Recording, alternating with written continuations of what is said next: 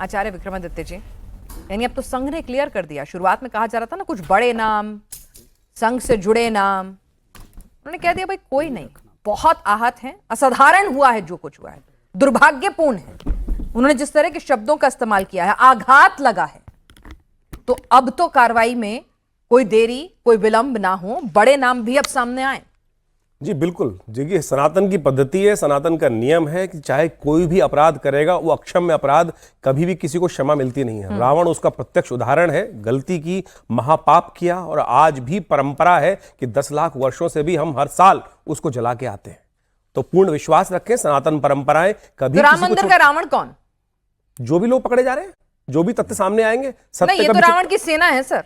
नहीं, अब ये जो भी तथ्य, मेरा तथ्य सामने आए कैसे कह सकते हैं? लेकिन सत्य माने सत्यमेव जयते। भारतीय संस्कृति न्याय व्यवस्था का मूल मंत्र है सत्यमेव जयते। सत्य कभी छुपता नहीं है, सत्य सामने आएगा। और राम का पैसा है, राम का धन है, वो कोई खा नहीं सकता, कोई पचा नहीं सकता। हमको विश्वास रखना चाहिए, आज जो सरकार उपस्थित है, वो जितने भी पापी हैं उन सबको ना तो कोई सनातनी माफ करेगा, ना मैं माफ करूंगा, ना यहां बैठा हुआ कोई व्यक्ति माफ कर सकता है। हां, राजनीतिक व्यवस्था में जो लोग कपड़े फाड़ने की बात कर रहे हैं, वो भी अक्षम्य पाप कर रहे हैं। राम को इसमें ना घेरे, सनातन को इसमें ना घेरे। पापी पापी होता है, इस बात का हमको स्वीकार करना चाहिए, और पापी के साथ कोई खड़ा नहीं होता। सनातन परंपरा तो यह है, आतंकवादी के साथ लोग खड़े हो सकते हैं। कल एक बहुत बड़ा केस हुआ अजमेर के अंदर, 20 लाख रुपए चोरी पकड़ी गई। इतने बड़े बड़े अपराध हुए, वहां उनके साथ लेने वाले लोग थे। लेकिन सनातन परंपरा है कि किसी भी पापी के साथ, किसी भी दुराचारी के साथ सनातन परंपरा, सनातन चंपत राय जी का क्या होगा? अगर गलती करी है तो पकड़े जाएंगे।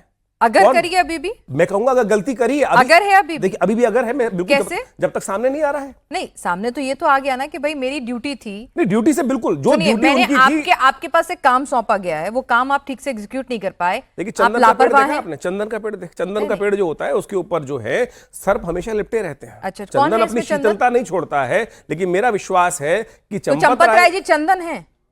जो प्रकार उन्होंने काम किया, अभी तक तो चंदन दिखाई देते हैं। ठीक है, जब तक सामने दिखाई ना दे, जब तक प्रत्यक्ष प्रमाण ना हो, तब तक हम किसी पे आक्षेप ना करें। इस बात को हमको विश्वास रखना चाहिए। अगर कोई तथ्य सामने आएगा तो सबसे पहले हमको त्याग करना चाहिए उनका। ठीक है, तो एक क्लियर है लाइन। मैथिल साहब, आरएसएस ने अब लाइन क्लियर कर दी, क्योंकि कई लोग बहुत बार बार सवाल उठा रहे थे कि आरएसएस क्यों नहीं बोल रहा है, आरएसएस ने क्यों चुप्पी साधी हुई है, ये पूरा आंदोलन हिंदुत्व है ना, आरएसएस की पूरी विचारधारा है। तो आखिरकार फिर कई लोग ये भी सवाल उठा रहे थे कि जो नाम सामने आ रहे हैं, जिन लोगों पर सवाल उठा रहा है कि भाई आपने ठीक से एग्जीक्यूट नहीं किया, ठीक से कामकाज नहीं किया, वो संघ के साथ जुड़े हुए नाम है, तो संघ उनके खिलाफ क्या कार्रवाई होने देगा? तो बहुत सारे सवाल लोगों के मन में थे। तो आज दत्तात्रेय होसबोले जी ने क्लियर कट कर दिया, संघ का आदमी हो, किसी के साथ जुड़ा हो, प्रचारक हो ना हो, दंड तो मिलेगा। असाधारण कृत्य किया है, आघात हिंदू समाज को लगा है, आरएसएस को लगा है।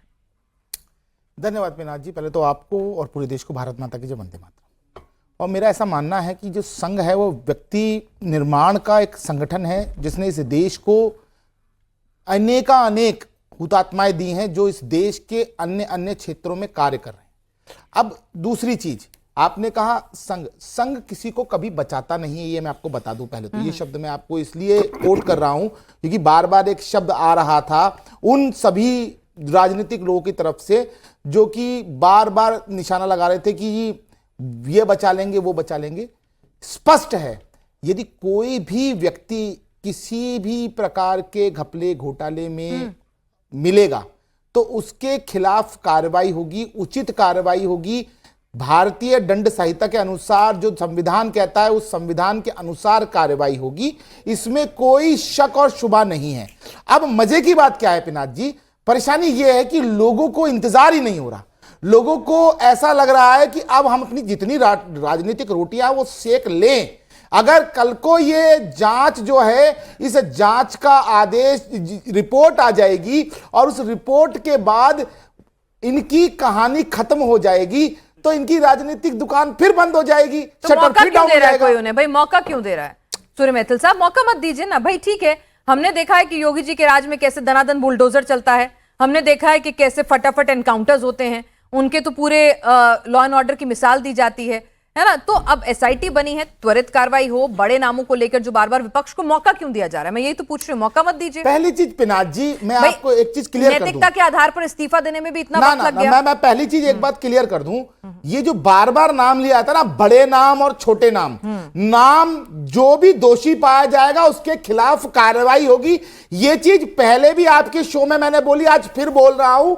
इस उत्तर प्रदेश का जो कोतवाल है ना, वो कोतवाल दूध का दूध और पानी का पानी नहीं, वो तो खाल में से बाल निकाल के सामने रख देगा, एक एक बाल।